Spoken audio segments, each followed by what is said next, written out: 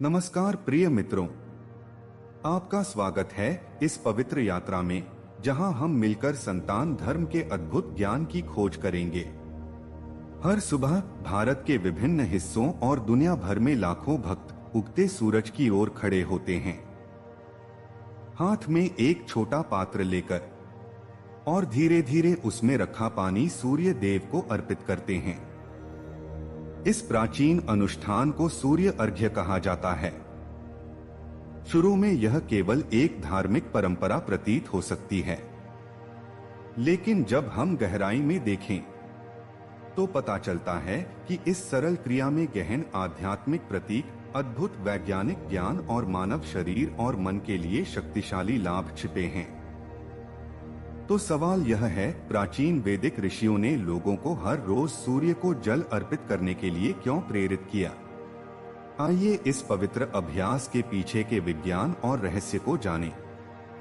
सूर्य जीवन का प्रत्यक्ष स्रोत। संतान धर्म में सूर्य देव को प्रत्यक्ष देवता कहा गया है। अन्य अनेक ब्रह्मांडीय शक्तियों के विपरीत जो अदृश्य रहती हैं। सूर्य वह एकमात्र सेलेस्टियल शक्ति है जिसे हम प्रतिदिन प्रत्यक्ष रूप में देख सकते हैं। प्राचीन वेद ग्रंथों में सूर्य को पृथ्वी पर जीवन, ऊर्जा और चेतना का स्रोत बताया गया है। यदि सूर्य न होता तो न पेड़ पौधे, न भोजन, न जलवायु और न जीवन होता। हर सुबह सूर्य को जल अर्पित करके भक्त उस ब्रह्मांडीय स्रोत के प्रति कृतज्ञता व्यक्त करते हैं जो समस्त जीवन का आधार है। यह रोजाना याद दिलाता है कि मानव अस्तित्व प्रकृति की लय और चक्रों से गहराई से जुड़ा हुआ है। जल के प्रवाह का ऑप्टिकल विज्ञान। इस अनुष्ठान का एक रोचक पहलू है कि जल कैसे अर्पित किया जाता है। जब भक्त अपने हाथों या पात्र से जल डालते हैं तो आंखों और उगते सूर्य के बीच एक पतली जल की धारा बनती है। यह धारा प्राकृतिक रूप से सूर्य की रोशनी को फिल्टर करती है। जल से गुजरती हुई सूर्य की किरणें हल्की और मुलायम हो जाती हैं, जिससे आंखों को सुबह की सूर्य की रोशनी सौम्य रूप में मिलती है, बिना किसी तनाव के। ऋषियों ने आधुनिक विज्ञान की भाषा का उपयोग नहीं किया, लेकिन उन्होंने स्पष्ट रूप से प्रकाश, जल और मानवीय संवेदनाओं के बीच के संबंध को समझा था। सुबह की धूप के स्वास्थ्य लाभ। आधुनिक शोध भी यही पुष्टि करता है कि प्राचीन परंपराओं ने क्या जाना। सुबह की धूप मानव शरीर के लिए अत्यंत लाभकारी है। सुबह की धूप से सर्केडियन रिदम, जैविक घड़ी, नियंत्रित होती है, जो नींद, ऊर्जा स्तर और हार्मोनल संतुलन के लिए महत्वपूर्ण है।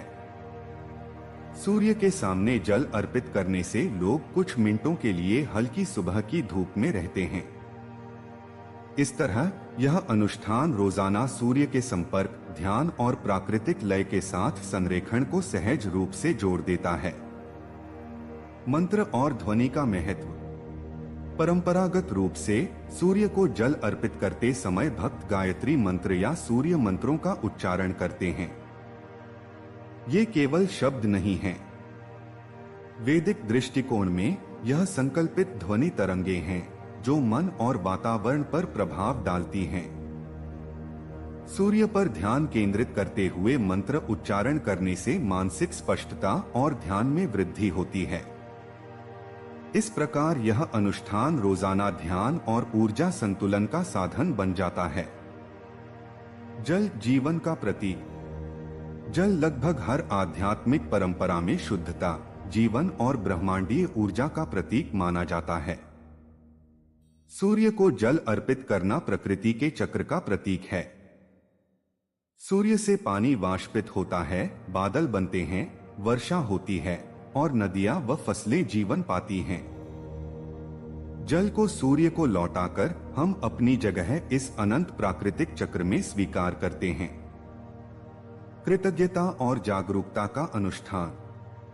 शायद इस प्रथा का सबसे महत्वपूर्ण पहलू है इसका मानसिक प्रभाव। आधुनिक जीवन में लोग अक्सर अपने दिन की शुरुआत तनाव, व्यस्तता और जिम्मेदारियों के साथ करते हैं।